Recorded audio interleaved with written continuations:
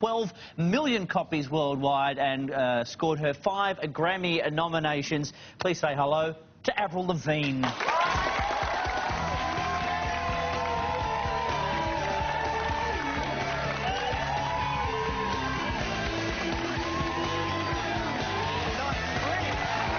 good. There you go. Have a seat, or a jelly bean if you'd like one as well.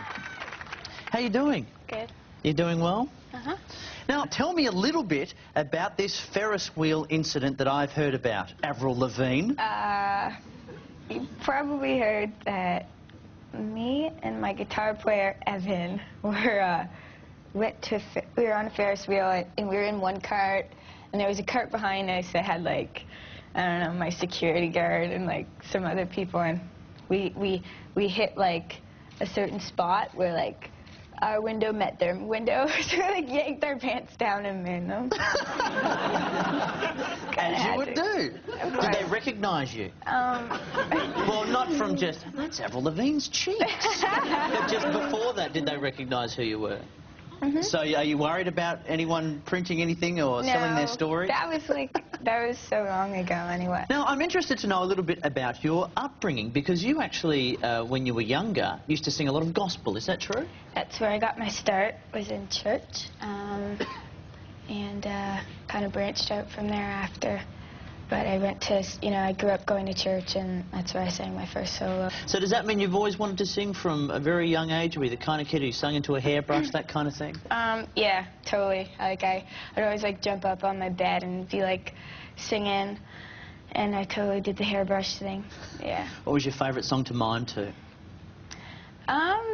I was really into, like, the Beach Boys when I was younger, so danced around to that. I was a big fan of Footloose by Kenny Loggins.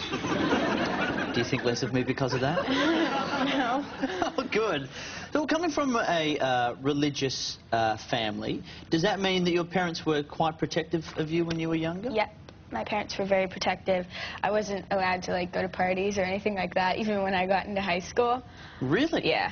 Was that hard when you were in high school, if you weren't allowed to go to the parties? Were you a bit on the outer because of that? So I'd have to, tell my mom I was sleeping over at my girlfriend's house and then sneak out.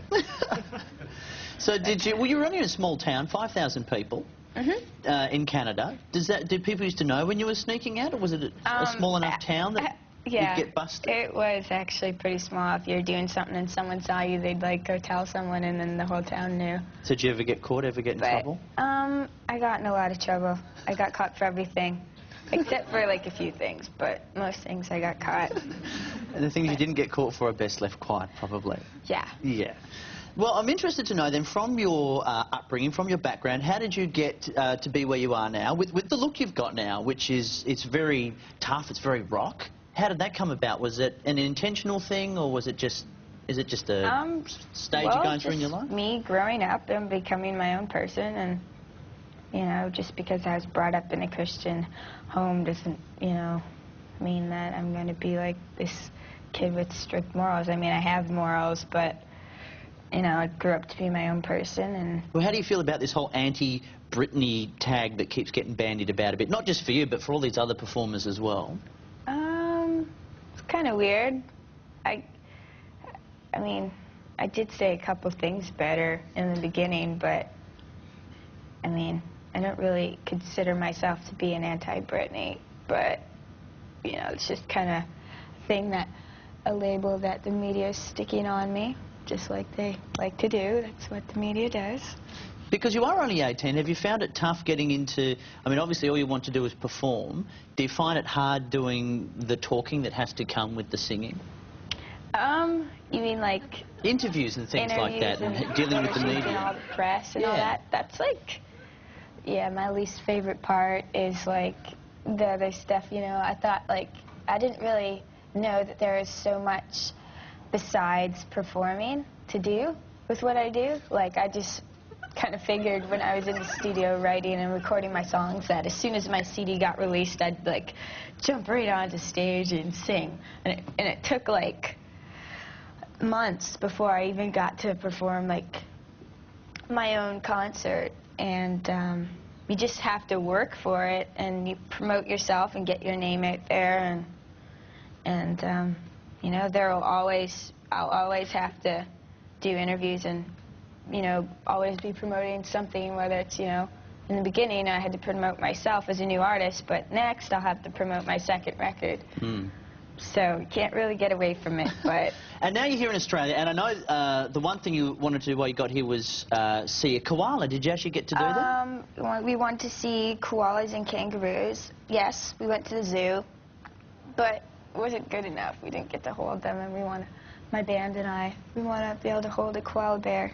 Well, that's what we thought would happen, which is why we've got one with us right now. Oh, my God! His name is Don the koala. This is Todd, and we've actually got one, so you can actually get up close and touch one. Because you weren't allowed to touch one when you were at the zoo, is that correct? No. Oh, this is Don. Say hello to Don. Want to give me a scratch? This is Todd the keeper. This is Don the koala. Because you're like me, you are a bandit for nature documentaries and animals, aren't you? God, it's so cute. It is. And he smells funny, which is what I like. So are they as cute as you expect them to be? So cool. I can't believe that. So cute. Where's my band? They have to see them. Oh, we'll have Don at the after party after the show, make no doubt about it. So is he high right now? Oh, not really high. He's just checking things out. Yeah, on all the leaves they get high.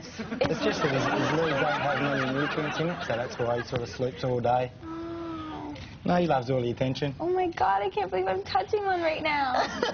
Ever touched one before? No, I haven't. Todd must go out on the weekend with a koala. Let's go. Have you touched one before? Well, we'll leave you to get more acquainted so you can catch up with Don properly. But thanks very much for coming on the show. It's been a real pleasure having you. And enjoy your stay while you're in the country. Thank Avril you. Lavigne, everyone.